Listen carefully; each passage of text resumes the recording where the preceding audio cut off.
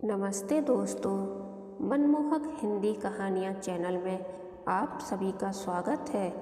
आज की हमारी कहानी है बदलते रिश्ते। शाम हो रही थी। सुनील जी स्काइप पर अपनी बेटी से बात कर रहे थे। दामाद ऑफिस जा चुके थे। सुनील जी अपनी बेटी रागनी से अधिक नातिन चीनू को देखकर, उसकी प्यारी बोली सुनकर निहाल हो रहे थे। 7 माह के हो जाने से उसकी चंचलता और बढ़ गई थी। एकाएक रागनी पूछ बैठी, पापा मम्मा कहाँ हैं? इतनी देर से वो आई ही नहीं। बेटा, वो अपनी बहू के पास गई है। बहू के पास? रागनी को हैरानी हुई, क्योंकि अगर मम्मा उसके भाई के पास ऑस्ट्रेलिया जाती तो उसे खबर जरूर करती। रागनी को उलझन में देखकर सुनील जी ठहाका लगाकर बोले, अरे वो अपनी छोटी बहू के यहाँ गई है। पापा की हंसी से रागनी माजरा समझ गई और बोली, क्या पापा, आप कुछ भी बोल देते हैं, मैं तो चकरा गई थी। यह कहिए कि किराएदार के यहाँ गई हैं।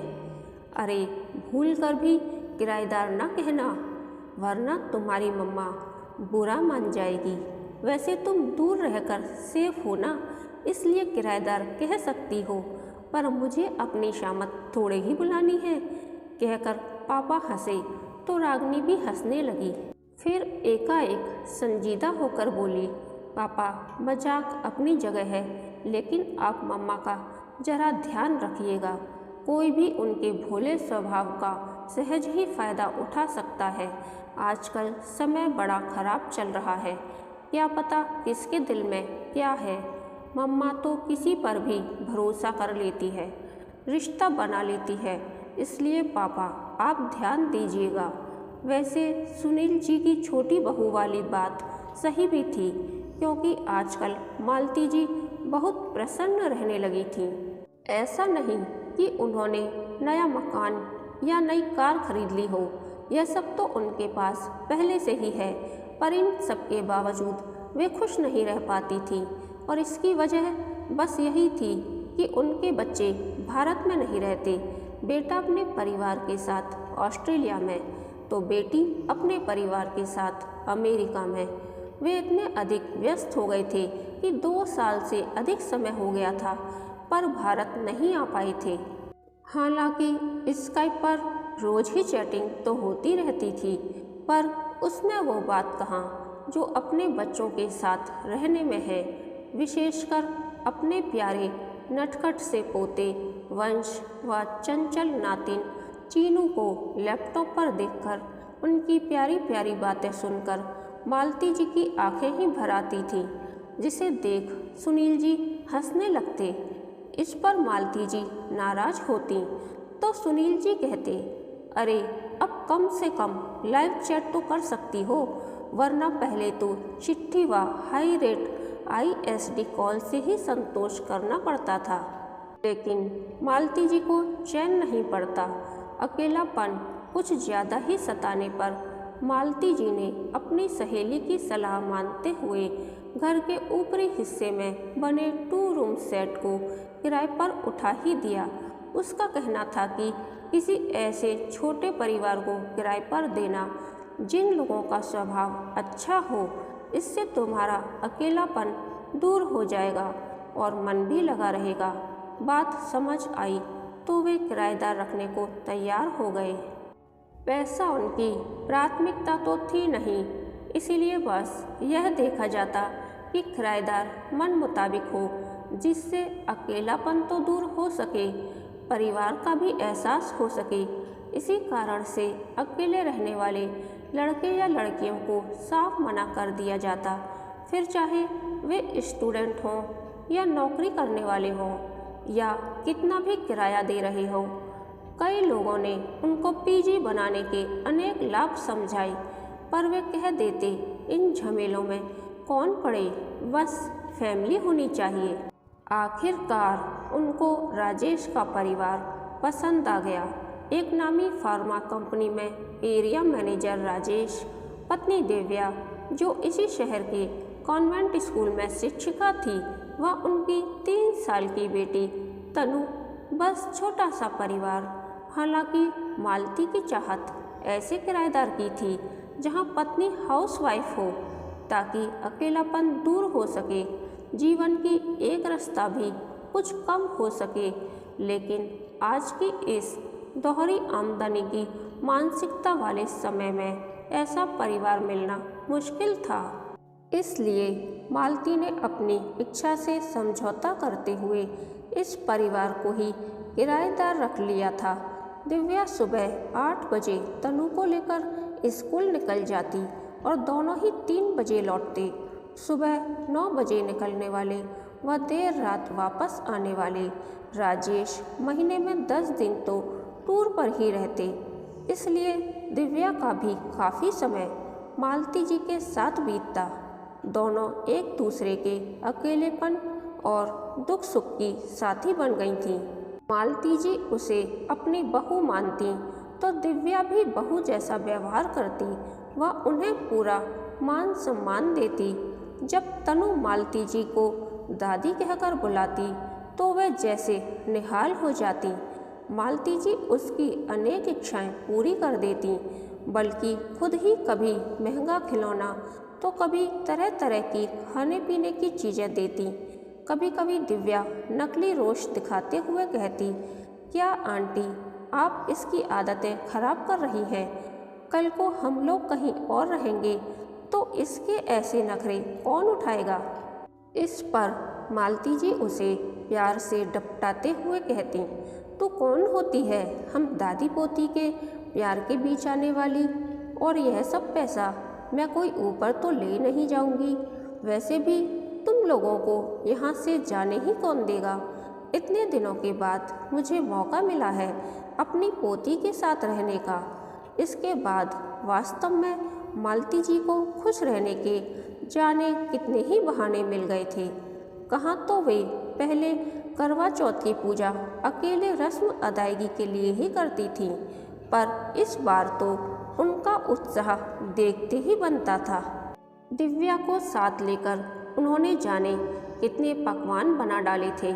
इसके बाद रात में दोनों ने पूजा भी एक साथ ही की थी। मालती जी तो खुशी में एक जोड़ी भारी सी पायल भी दिव्या को देने वाली थी कि इस घर में पहला त्योहार है उसका। लेकिन सुनील जी ने कहा, ज़्यादा इमोशनल अटैचमेंट मत रखो। आजकल के समय में सोच समझकर ही किसी से घनिष्ठता बढ़ानी चाहिए, थोड़ा रिजर्व रहा करो। इस पर मालती जी ने उल्टा उन्हें ही लेक्चर दे डाला कि उनकी तो आदत है हर एक पर शक करने की। भले ही जमाना खराब हो, पर ऐसे अच्छे लोग कम ही मिलते हैं। काफ़ी भावुक और संवेदनात्मक स्वभाव की मालती जी का दिल दूसरों की समस्या से पसीज जाता था और उनकी सहायता करके उन्हें आनंद मिलता था। साथ ही वो हंसमुख व बातूनी स्वभाव की थीं। यह भी कारण था कि उनके दूसरों से अपनेपन के रिश्ते सहज ही बन जाते थे। वैसे सुनील जी भी खुश थे कि मालती जी का एकाकीपन तो दूर हुआ। 2 बजे से ही मालती जी की खुशी छिपाए नहीं छिपती थी कि बहू पोती आने वाले हैं। आजकल तो वो रोज ही दिव्या व तनु को आते ही नीचे ही रोक लेती। दिव्या को अपने हाथों से चाय बनाकर पिलाती तो तनु दादा दादी करते उनकी गोद में चढ़ जाती। शुरू में 1-2 बार दिव्या ने संकोच में दबे शब्दों में कहा, यह अच्छा नहीं लगता कि आप मेरे लिए चाय बनाएं। इस पर मालती जी ने उसे मीठी सी झिड़की देते हुए कहा, पूरे दिन की थकी हुई मेरी बहू आती है तो क्या मैं उसके लिए 1 कप चाय नहीं बना सकती।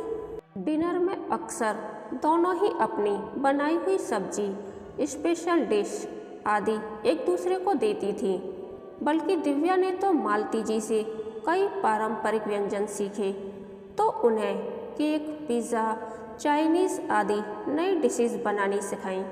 सुनील जी भी हंसते हुए कहते, चलो तुम्हारी बहू के आने से मुझे नए नए व्यंजन तो मिल रहे हैं। आज मालती जी ने काली गाजर का हलवा बनाया था और वही देने ऊपर गई थी। दरवाजे को खटखटाते उनके हाथ अपना नाम सुनकर रुक गए। दिव्या राजेश से कह रही थी, यार यह आंटी तो कुछ ज़्यादा ही पॉजिटिव होती जा रही है। क्यों, क्या हुआ? आज तनु मॉल चलने की जिद कर रही थी। मैंने कहा कि पापा बाहर गए हैं, आज रात को वापस आ जाएंगे तो कल चलेंगे, पर वो कुछ सुनने को तैयार ही नहीं। बस एक ही रट लगाई थी कि मुझे आज ही जाना है, मुझे आज ही जाना है। मुझे भी गुस्सा आ गया तो एक चांटा लगा दिया। बस उसने रो रो कर सारा घर सिर पर उठा लिया। उसका रोना सुनकर उसकी दादियाँ धमकी वह सारी बात सुनकर मुझे ही डांटने लगी कि मुझे बच्चों को डील करना नहीं आता। मैं अपनी दिन भर की खींच व थकान को मासूम बच्चे पर उतारती हूँ। मुझे गुस्सा तो बहुत आया पर चुप रह गई। यार यह तो अपने को सच में मेरी सास समझने लगी है। इस पर राजेश ने लापरवाही से कहा, यह तुम्हारी प्रॉब्लम है तो तुम ही रास्ता निकालो। मैंने तो शुरू में ही कहा था कि रिजर्व रहा करो, पर तुम मानो तब ना। तुम्हारे इस सास बहू के सीरियल ने तनु को बिगाड़ दिया है। उस लेडी ने ही अपने प्यार दुलार से इसे जिद्दी बना दिया है। फिर भी इसे इतनी गंभीरता से ना लो। कोई हमारा सगा रिश्ता तो है नहीं। जब तक इस मकान में रहना है ऐसे ही चलने दो, और एक बार मकान बदल लिया तो कौन किसकी सास कौन किसकी बहू, यहाँ बाद में थोड़े ही मिलने आना है। इस पर दिव्या चहक कर बोली, यही तो मैं भी कहती हूँ। तुम तो आए दिन टूर पर रहते हो, तो मैं भी अपना अकेलापन दूर करने को यह रिश्ता बनाए हुए हूँ। पर वो तो दिल का रिश्ता समझ बैठी है। यहाँ सगे रिश्ते तो निभ नहीं पाते। गैरों से क्या खाक रिश्ता निभाएंगे। बस वक्त काटने को एक सहारा मिल गया है। खैर हमें क्या, जब तक यहाँ हैं तब तक हम आपके दिल में रहते हैं। जब कभी मकान बदल दिया तो हम आपके हैं कौन। इतना कहते हुए दिव्या हंसने लगी और राजेश ने भी उसका साथ दिया। मालती जी हाथ में गाजर के हलवे का डिब्बा लिए जैसे पाषाण की बन गई थीं। उनके कांटों तो खून नहीं, उनके पैरों के आगे बढ़ने का तो कोई सवाल ही नहीं था। पर जाने क्यों उनके पैर पीछे भी नहीं हट पा रहे थे। शायद इतने निर्मम और क्रूर आघात ने उनकी सोचने समझने की शक्ति का हरण कर लिया था, और वे जाने कितनी ही देर संज्ञा शून्य सी खड़ी रहीं, या शायद उनका दिल एक झटके में इस रिश्ते की हकीकत को स्वीकार करने के लिए तैयार ही नहीं था। उन्हें यकीन नहीं हो रहा था कि ऐसे निष्ठुर लोग भी हो सकते हैं क्या। बार बार हथौड़े की तरह उसके दिल व दिमाग पर यही शब्द चोट कर रहे थे। यहाँ सगे रिश्ते तो निभ नहीं पाते, गैरों से क्या रिश्ता निभाएंगे। जब कभी मकान बदल दिया तो फिर हम आपके हैं कौन। मालती जी का कुछ ऐसा हाल था जैसे भावनाओं व संवेदनाओं से भरी झील में अचानक बड़ी सी चट्टान गिरी हो और वो छलकने को बेताब हो। उन्हें लगा जैसे लोग कैलेंडर में छपे किसी देवता के चित्र को पूजते हैं और नया साल आते ही उस कैलेंडर को हटा देते हैं। उनका भी हाल कैलेंडर जैसा है। बस दिसंबर तो चल ही रहा है, नया साल कभी भी आ सकता है। उनका दोष क्या था। वे तो कोई लाभ भी नहीं चाहती थी। थोड़ा सा प्यार, थोड़ा सा अपनापन ही तो चाहती थी वे। बस वो भी पाने को नहीं बल्कि लुटाने को। रिश्तों में छिपे झूठे बहाने ही तो खोज रही थी वे। पर क्या अब प्यार, रिश्ते, भावनाएं सब महत्वहीन हो गए हैं। यह आजकल की पीढ़ी को हो क्या गया है। अपनी मंजिल पाने के लिए या तथाकथित सफलता के लिए रिश्तों को, किसी की भावनाओं को, संवेदनाओं को कुचलते हुए आगे दौड़ते जाना ही प्रैक्टिकल होना कहलाता है। क्या येन केन प्रकारेण स्वार्थ सिद्धि ही इंसान का मकसद व मजहब हो गया है। काश वे भी व्यवहारिक हो गई होती तो यह समझ जाती कि रिश्तों की जगह गणितीय समीकरणों ने ले ली है, जिनमें भावनाएं नहीं, बस लाभ हानि के जोड़ घटाने ही होते हैं। उन्हें लगा शायद वे ही मूर्ख थीं जो सबसे बहस करती थीं कि समय नहीं बदलता। उनके तर्क अजीब होते थे या लोगों को अजीब लगते कि क्या अब फूल नहीं खिलते या उनकी खुशबू में कोई कमी आई है, क्या बादल अब नहीं बरसते, कोयल नहीं चहकती कि पेड़ों पर फल नहीं आते हैं।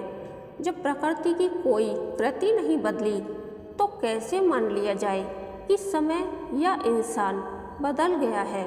शायद उनके पति, बेटा, बेटी सच कहते थे कि वे आज के समय में मिसफिट हैं। उन्होंने अपनी आंखों से बहती भावनाओं को, अपने गले से निकलते स्वर को किसी तरह रोका।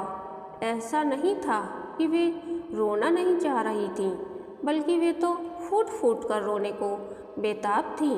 अभी तो वे बस इतना ही सोच रही थीं कि यदि सुनील जी ने उन्हें गाजर का हलवा वापस लाते या उनकी नम आँखों को देख लिया तो वे उन्हें क्या कहेंगी। इसलिए खुद को संयत कर भरसक मुस्कुराने का प्रयास करते हुए उन्होंने दिव्या को वह गाजर का हलवा दिया और काम करने का बहाना बनाकर वापस आ गई। देर तक अपने कमरे में बैठी बदलते रिश्तों के बारे में सोचती रहीं। कहानी के अंत तक बने रहने के लिए धन्यवाद। यह कहानी आपको कैसी लगी प्लीज़ कमेंट करके बताइए।